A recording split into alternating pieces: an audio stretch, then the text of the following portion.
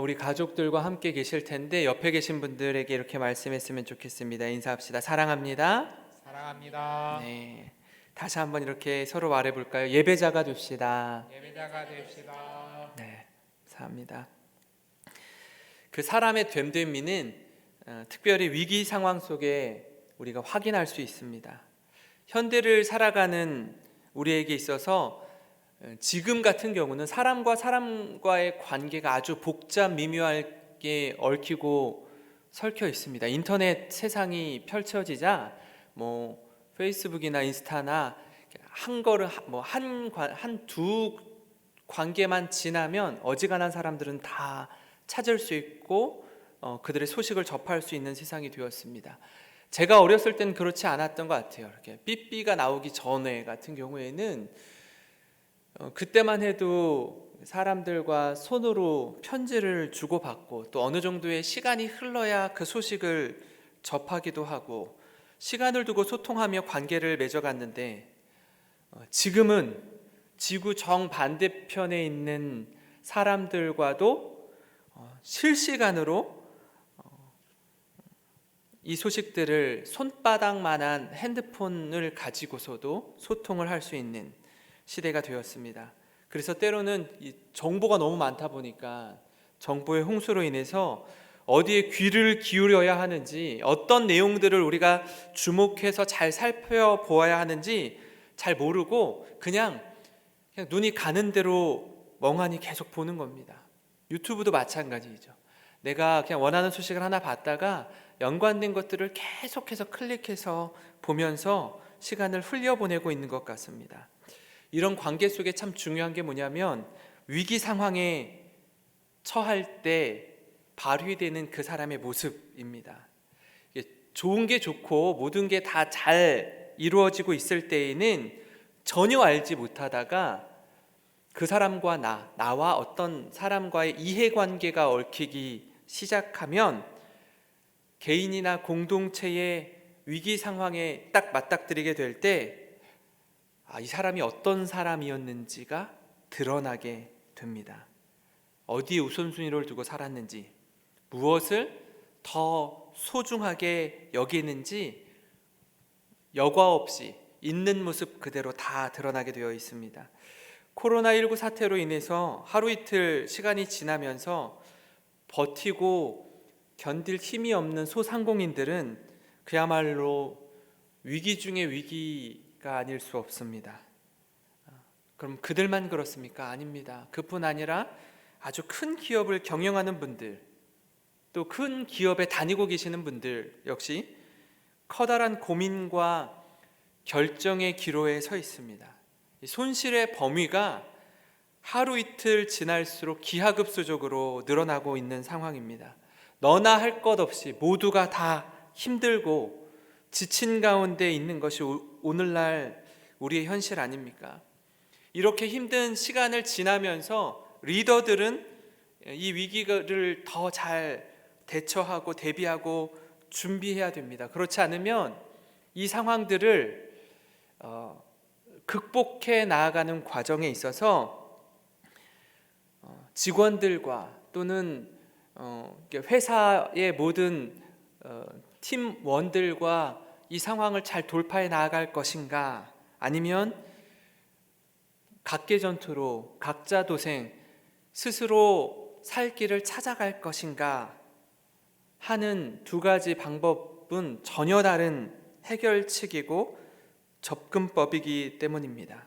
바라기는 우리 영생교회 모든 성도님들의 가정과 직장과 사업장에서 이 함께의 정신, 어려울 때 서로 돌아보고 극복해 나아가는 믿음의 공동체가 되기를 주님의 이름으로 축원합니다.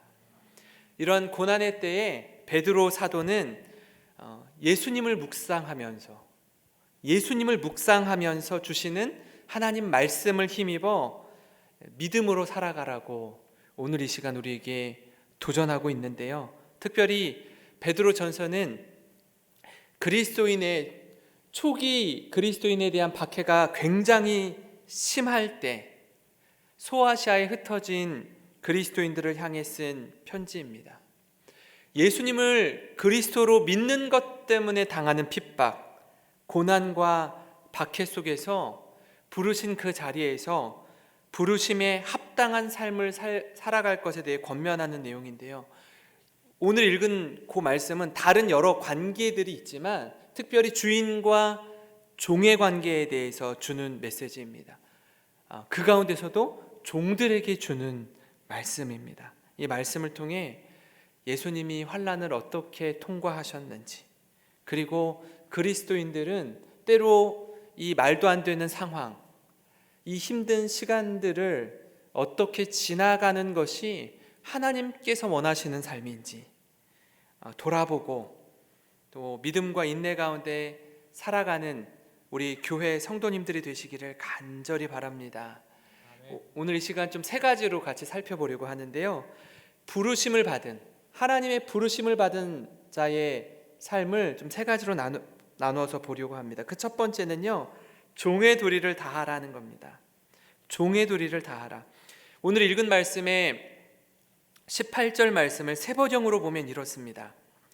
하인으로 있는 여러분, 극히 두려운 마음으로 주인에게 복종하십시오. 선량하고 너그러운 주인에게만 아니라 까다로운 주인에게도 그리하십시오 라고 말씀합니다. 복음으로 새로운 삶을 살게 된 이 종, 하인들, 이제 교회 안에 주인도 예배를 드리고 종도, 하인도 예배를 드리는 겁니다. 우리나라도 그랬습니다. 우리나라도 처음에 기독교가 들어왔을 때 주인과 종이 함께 예배를 드렸습니다. 이런 관계 속에서 자칫 잘못하면 관계에 어려움이 생길 수 있죠. 그리스도 안에서 모두 다 평등하다라고 말하고 있는데 성경이 하나님의 형상대로 지음받은 사람들이 얼마나 존귀한 자인지 성경이 한결같이 이야기하고 있는데, 그 상황 속에 하인이 종과 동등되게 생각하게 되면 이제 그때부터 좀 어려움이 생기기 시작하는 겁니다. 지금 우리가 살고 있는 이 시대에는 아주 뚜렷하게 주인과 종의 관계는 아니지만 그럼에도 불구하고 사회생활 속에서 갑이 있으면 을이 있고 고용주가 있으면 직원이 있습니다. 우리 교회도 마찬가지일 거예요. 몇몇 분들은 고용주가 우리 교회에 다니시는 분이 계시고 그 같은 직장에 직원이 다니시는 분도 계십니다. 그 안에서 많은 관계를 맺고 살아가죠. 그런데 이 사람과 사람 사이의 관계에 있어서 베드로는 종들에게 이렇게 권면합니다. 주인에게 복종할 때에 특별히 두려운 마음으로 복종하라는 겁니다. 그리고 인격적으로 종에게 잘해주는 그런 주인에게만 깍듯하고 예의 바르게 하지 말고 까다로운 주인에게도 동일한 마음으로 복종하고 섬기라 라고 말씀합니다. 이게 왜 그럴까요?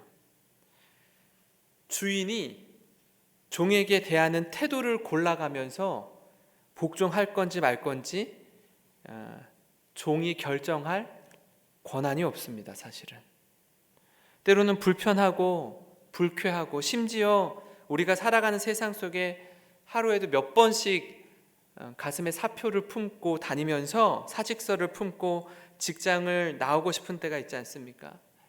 세상에서 그리스도인으로 살아가는 게 결코 쉽지 않습니다.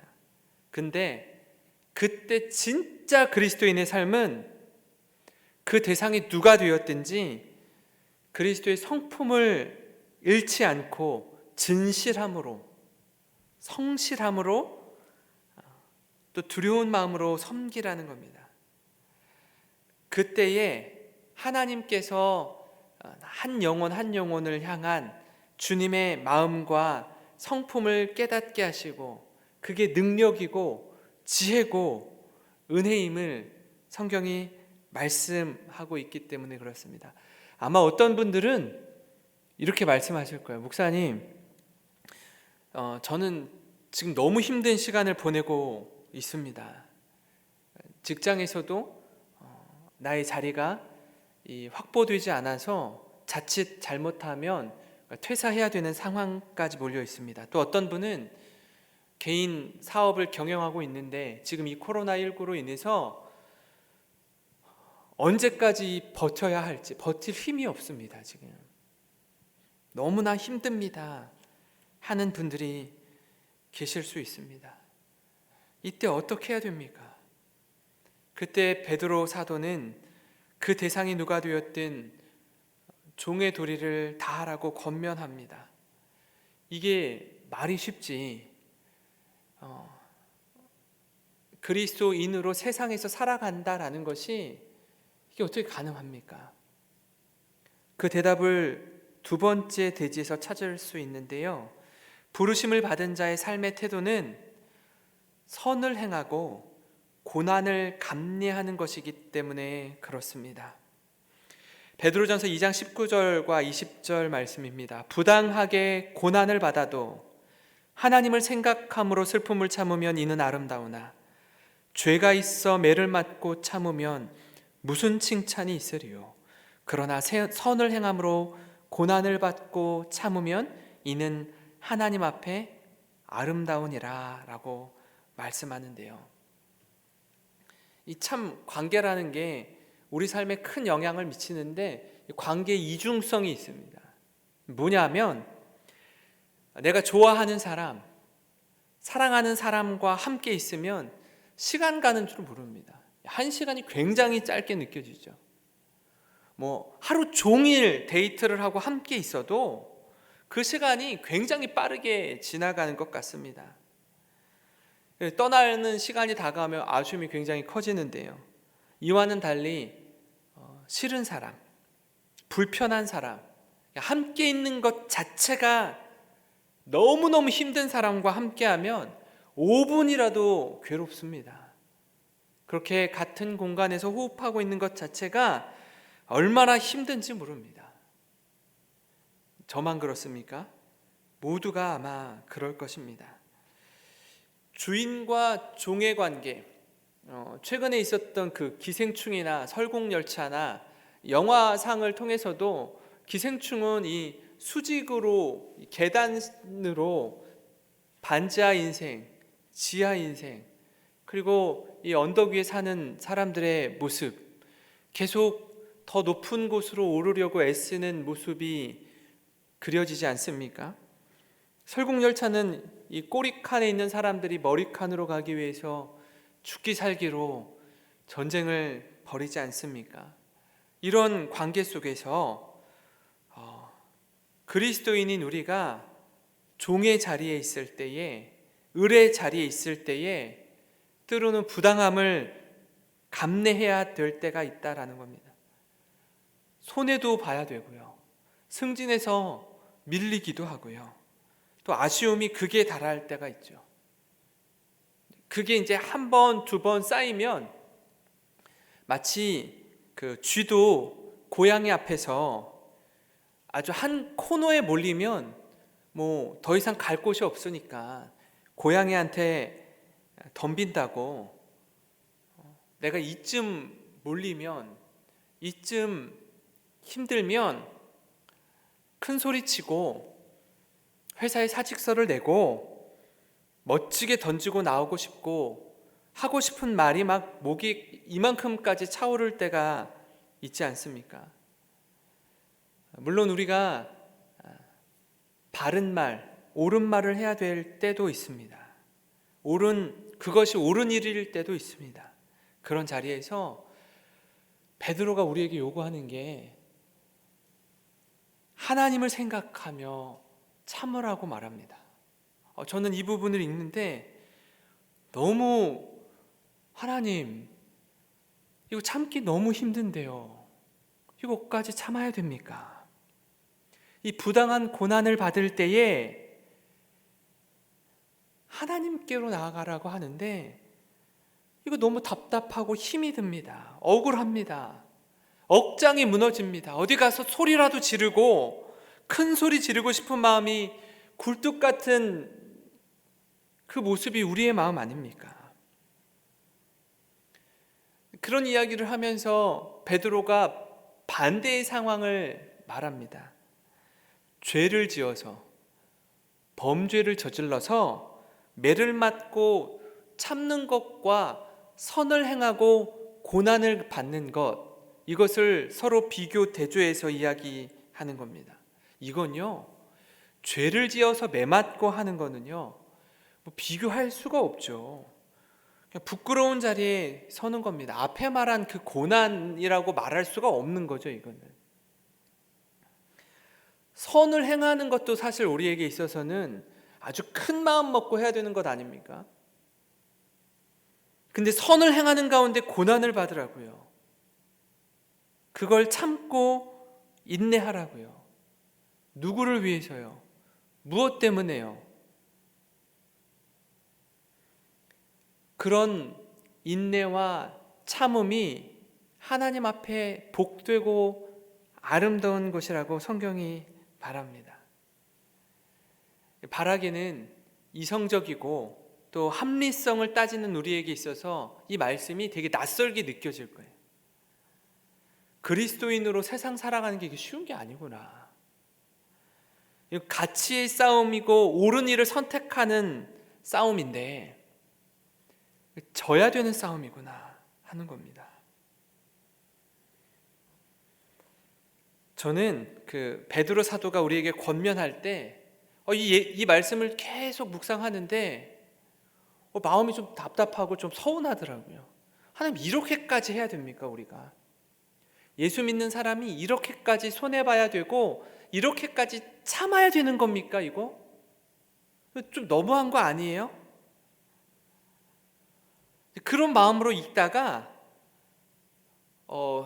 베드로전서 4장에 제 눈길이 시선이 딱 멈췄습니다. 왜냐하면 반박할 말이 없더라고요. 베드로전서 4장 1절과 2절 말씀을 메시지 성경으로 읽어보니까 이렇습니다. 예수께서는 여러분이 지금 겪고 있는 모든 고난과 그보다 더한 고난을 겪으셨으니 여러분도 그분처럼 생각하는 법을 익히십시오. 여러분의 고난을 전에 늘 자기 마음대로 살려고 하던 죄악된 옛 습관을 끊는 기회로 삼으십시오. 그렇게 할 때 여러분은 자기 욕망의 압제 아래 살기보다 하나님께서 원하시는 삶을 추구하면서 자유롭게 살아가게 될 것입니다. 이 고난을요, 죄악의 습관을 끊는 기회로 삼으라고 말씀하는 거예요. 더 나아가서 주도적이고 적극적인 방향에 있어서는 하나님의 뜻대로 살아가는 기회로 삼으라고 이야기하는 겁니다. 베드로가 우리에게 도전하는 것, 고난당할 때 이전에는 내 마음대로 내 뜻대로 살고자 했던 죄악된 옛 습관을 끊어버리고 그 끊어버리는 기회로 삼으라는 거예요. 이것도 못하게 되고 저것도 못하게 되고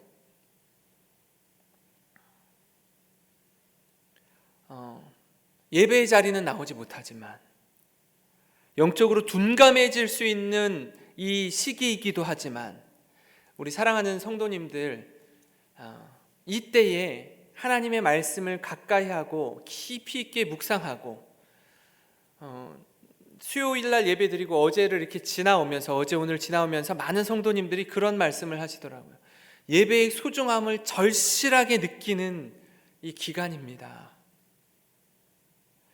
그 어느 때보다도 예배의 소중함을 아주 뼈저리게 느끼는 시간입니다 라고 말씀하시는 여러 성도님들을 소식을 듣게 되는데, 이 마음이 이 기간이 이 코로나19가 안정기에 접어들고 또 예배의 자리에 나와서 하나님께 우리의 마음을 다하여 예배드리는 그날이 이를 때에 정말 기쁨으로, 정말 전심으로 하나님을 예배하고 찬송하는 우리 모든 성도님들, 가족들 되시기를 간절히 소망합니다. 그런가 하면 이 부르심을 받은 자의 삶은 세 번째로 우리 본이 되시는 예수님처럼 살기입니다. 예수님처럼 살기. 2장 21절의 말씀입니다. 이를 위하여 너희가 부르심을 받았으니 그리스도도 너희를 위하여 고난을 받으사 너희에게 본을 끼쳐 그 자취를 따라오게 하려 하셨느니라. 우리를 그리스도인으로 부르신 목적과 사명은요, 다른 것 아니에요. 그리스도 예수처럼 살라는 겁니다. 예수님 그렇게 사셨고요, 우리는 얘기가 달라요. 우리는 그렇게 못 살아요 라고 말하는 게 아니에요. 예수님이 가신 그 길, 예수님이 이미 보여주신 그 본, 모델, 그 길을 우리도 걸으라는 거예요. 그래서 안디옥 교회에서 뭐라고요? 예수 믿지 않는 사람들, 또 예수 믿는 제자들을 보면서 별명을 붙여준 게 뭐라고요? 그리스도인이라고요. 그리스도인은 당신을 보니 그리스도를 보는 것 같다라는 뜻이라고요. 당신을 보니 메시아를 보는 것 같다라는 뜻이라고요. 그 말은 당신의 말하는 것이나 행동하는 것이나 생각하는 것이 그리스도와 같다라는 말이라는 거예요.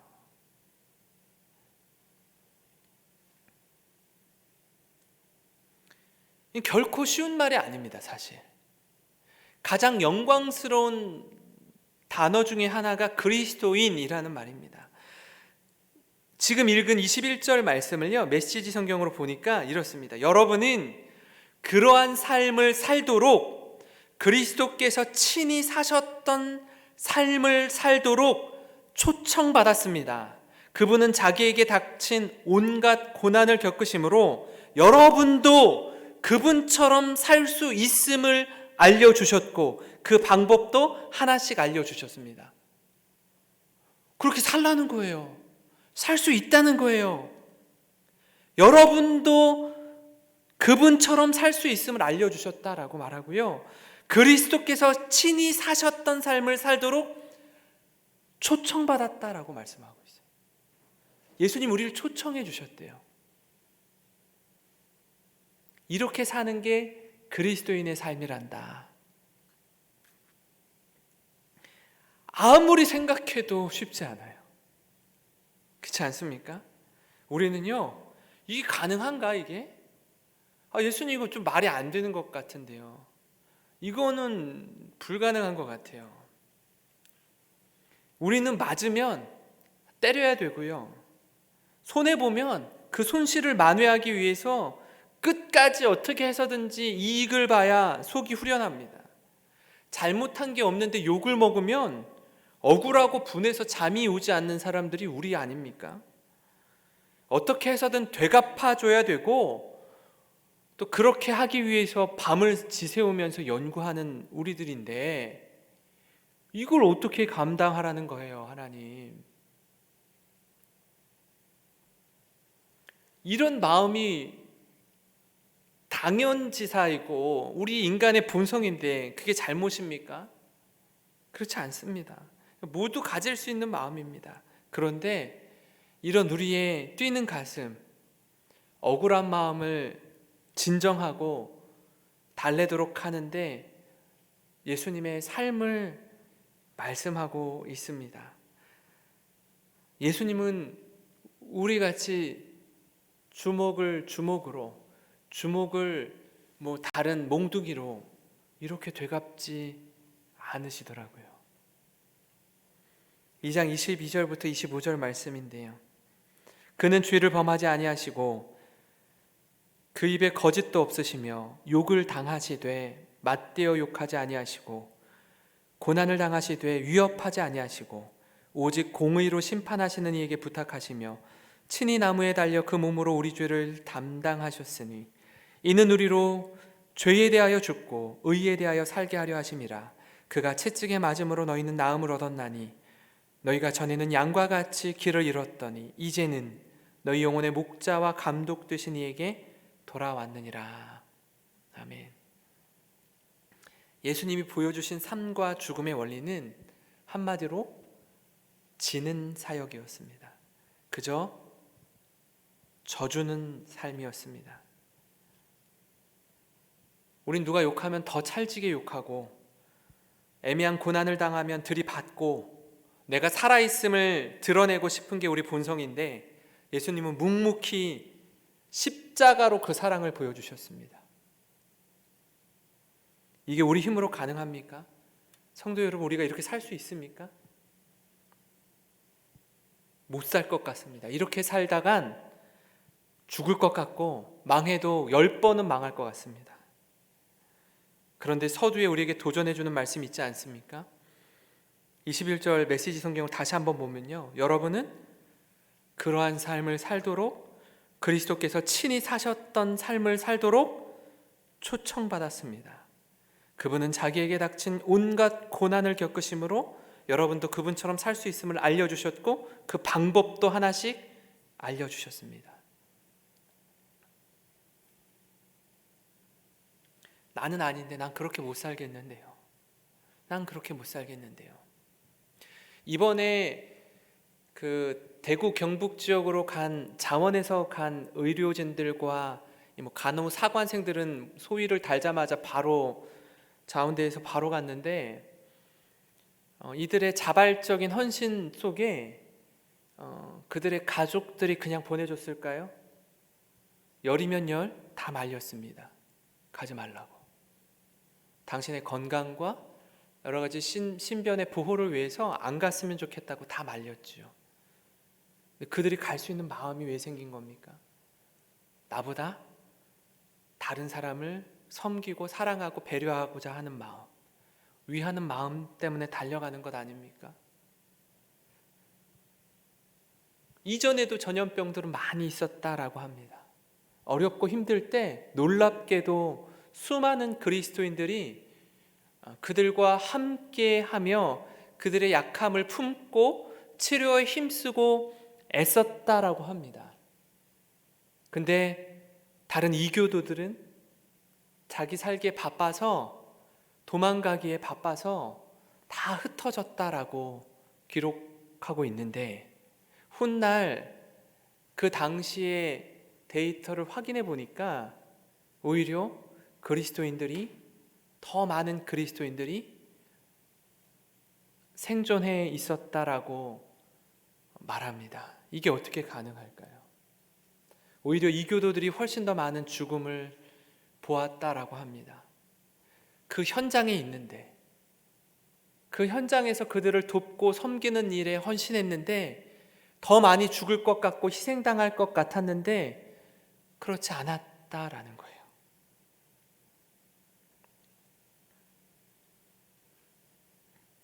이 자리에 서 있는 저는 뭐 대단한 게 있겠습니까? 할 수 있는 건 그저 하나님 앞에서 우리 영생교회 성도님들 한 분 한 분 마음 다해 섬기고 사랑하라고 부르신 그 사명 감당하는 것 아니겠습니까? 아직도 한참 부족하고 멀고 먼 목회 여정이지만 주님 가신 그 길 따라 묵묵히 걸어가는 겁니다. 아마 지금은 목회를 하는 처음 사역이어서 서로가 서로에게 좋은 모습만, 좋은 면만 보여주려고 하기 때문에 아직은 모르겠어요. 가면을 쓰고 아주 좋은 모습들만 보여주고 있을지 모르지만 시간이 지나고 해가 바뀌고 할 때에 저의 약함들이 드러나고 때로는 욱하기도 하고 부족한 모습을 보이면 우리 성도님들, 저 목사 아직 갈 길 멀구나 생각하면서 위에서 기도해 주시기를 바랍니다. 때로는 따끔하게 혼도 내주시고 또 지적도 해주시고요. 그래야 목사가 성장할 수 있습니다. 정신 똑바로 차리고 한눈 팔지 않고 목양에 전념할 수 있습니다. 그렇게 우리 성도님들과 함께 건강하고 복된 교회를 세우며 예배하며 나아가기를 간절히 바랍니다. 우리 25절을 읽고 마칠 텐데요. 같이 한번 보겠습니다. 25절 같이 읽겠습니다. 너희가 전에는 양과 같이 길을 잃었더니 이제는 너희 영혼의 목자와 감독 되신 이에게 돌아왔느니라. 아멘. 바라기는 우리 영생교회 모든 성도님들이 전에는 양과 같이 길을 잃고 헤맸을지 모르지만 이제는 우리의 목자 되시는, 감독 되시는 예수 그리스도, 우리 하나님 아버지의 품으로 돌아와서 회복을 누리고 목자 되신 주님과 동행하는 삶을 살아갈 때 예수로 살고 예수로 죽는 그런 영생교회 믿음의 공동체가 되기를 주님의 이름으로 축원합니다. 아멘. 우리 함께